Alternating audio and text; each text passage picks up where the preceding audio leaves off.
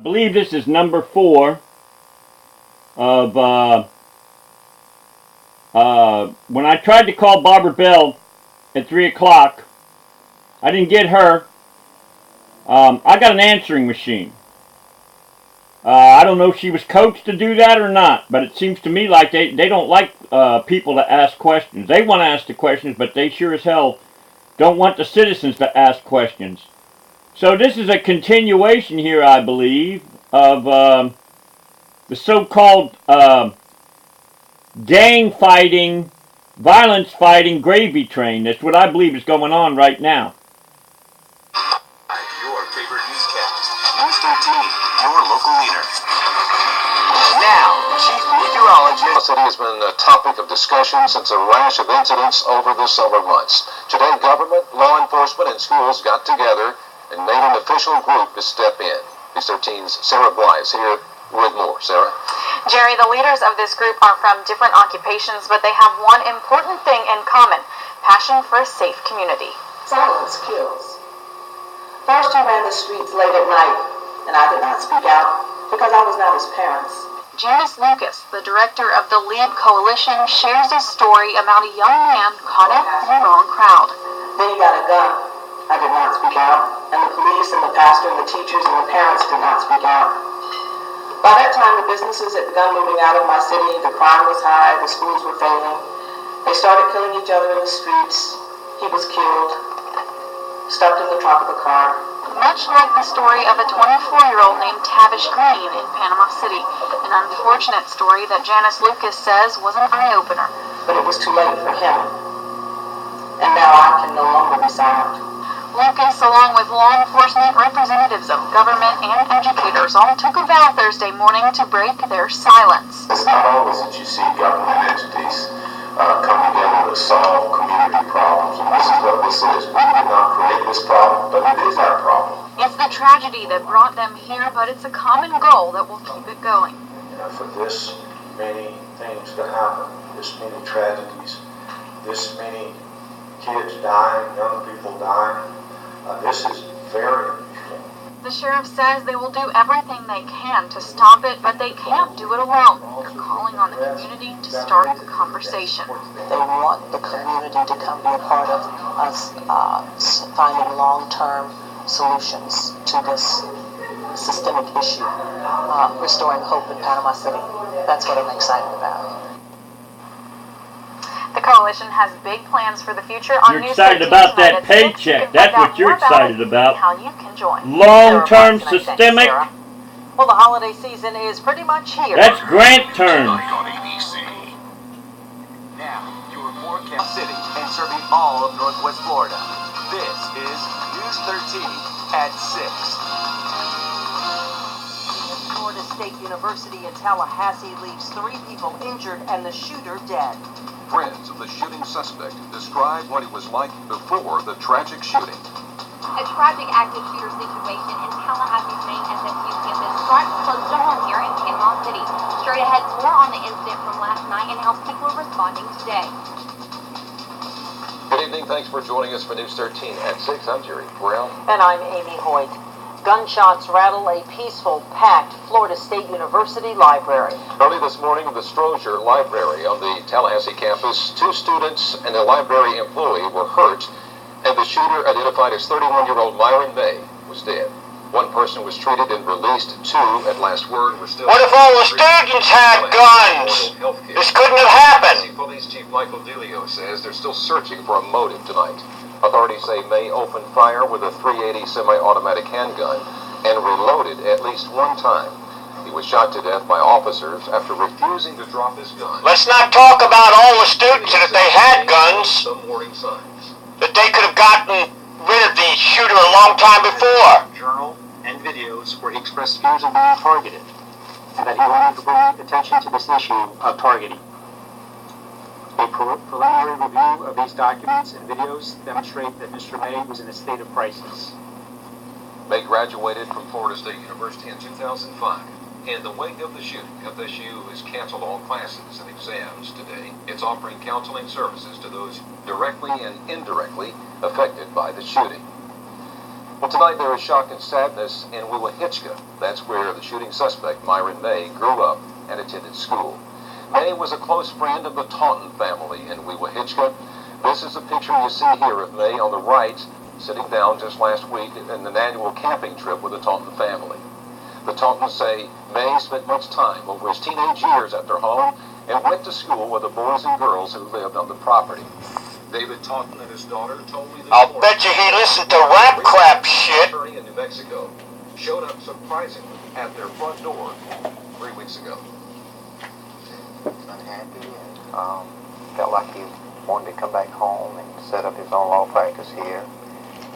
Had no place to stay, he says. I offered him a place to stay temporarily. He said he wanted to study the bar exam. I don't know if it's processed yet. It's really strange. It's really weird. Can't possibly be him.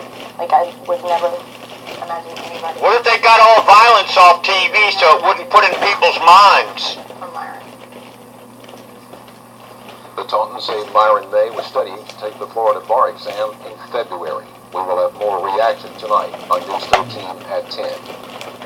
It's a nightmare coming to life, the active shooter situation in Tallahassee. It has captured the nation's attention, and the senseless act strikes close to home with our NOAA campus right here in Panama City. News 13's Molly Mitchell visited the campus today and has the story. Molly? Jerry, the two campuses are separated by 100 miles, and the impact of last night's tragedy magnified the unity the two schools share. And amidst a time of confusion and sadness, people are rising to support the Seminoles. There has been a shooting. Chairman Alan Bentz of Panama City was called in the early morning hours about the shooting. He traveled to the Capitol right away and met with the families of the victims. I spoke with Mr. Bentz by phone this afternoon. He describes his meeting with the parents. I just told them I loved them, and that Florida State University loves you, and it was very tearful. It was very tearful. And when you walk to your favorite newscast, News 13, your local leader. Now, Chief Meteorologist. Different walks of life together today to fight for one common goal. Safety and security are a concern of us all, and the responsibility of us all. If we work together, we can truly accomplish something that does provide us that sense of community. John Hoodneck, Gulf Coast Community College President. Problems in any part of our community are problems for all of our community, and we must work together to address them. Over the summer, Panama City has seen a big increase in the number of young children involved in crime, and unfortunately it has resulted in many deaths. With that in mind, government, local government, law enforcement, and key educators signed a contract today to make the LEAD Coalition official.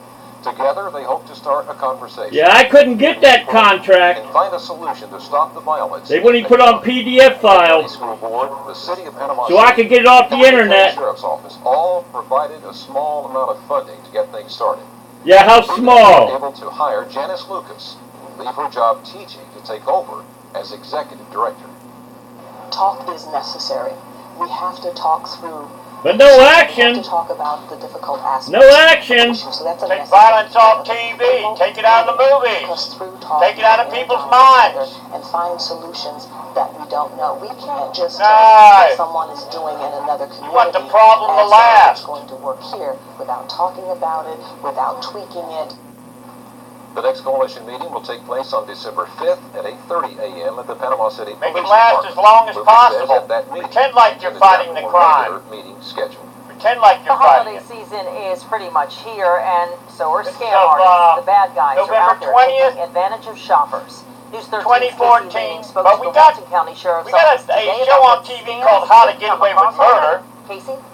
Amy, when it's supposed Viola Davis's husband Sam, and maybe there's a clue in this clip.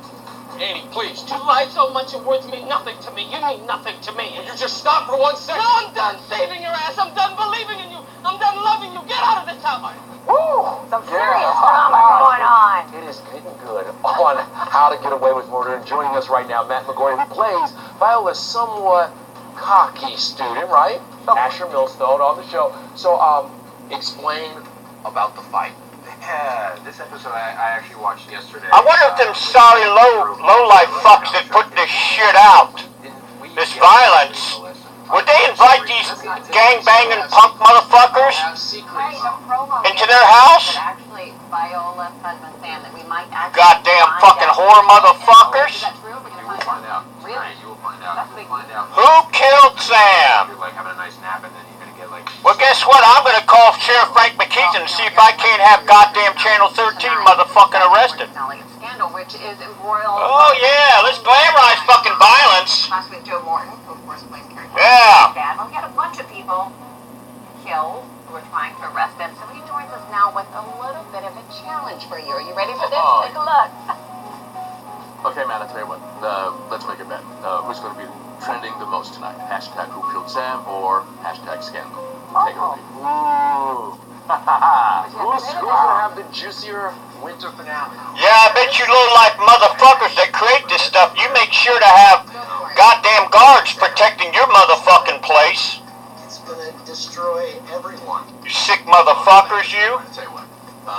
I think it's going to be hashtag Scandal because, you know, Olivia has sworn to take the kill shot. Goddamn whore motherfuckers. What's going to trend more than that?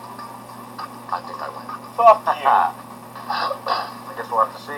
That is how you We will have to see. your reaction. Guess we'll have to see. Uh-huh. Is there any little secret you want to slip us real quick? Oh, yeah. Is there Are you naked?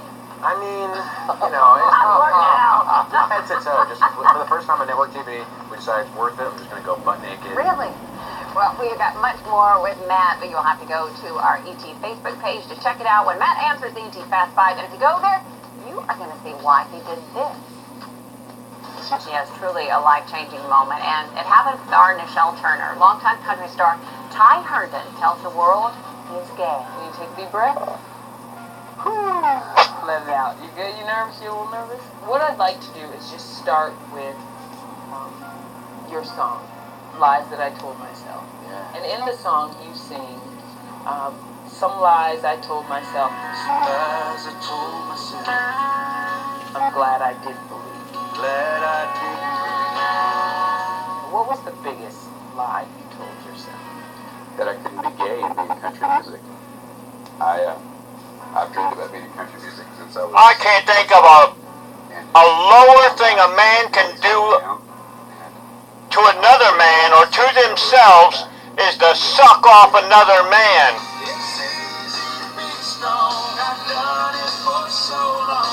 Ty had 17 country hits, a good old boy image, and a secret. He was even married, twice. But his down-home facade came crashing down in 1995 when he was busted for exposing himself in a public park in Texas.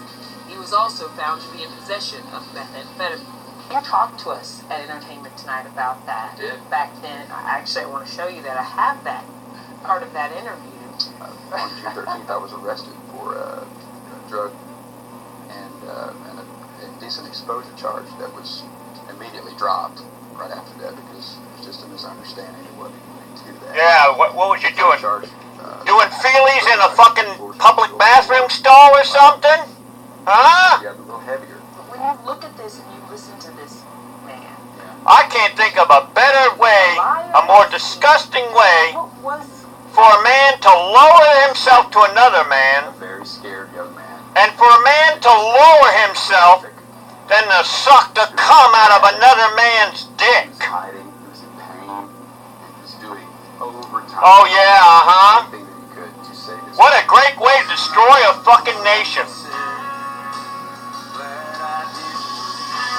music got Ty through it, and his recovery program, and now his truth. You're going to return to the stage in Nashville on November 24th. Yes. You nervous about that? Is there a fear when... Yep. To be continued. To be continued.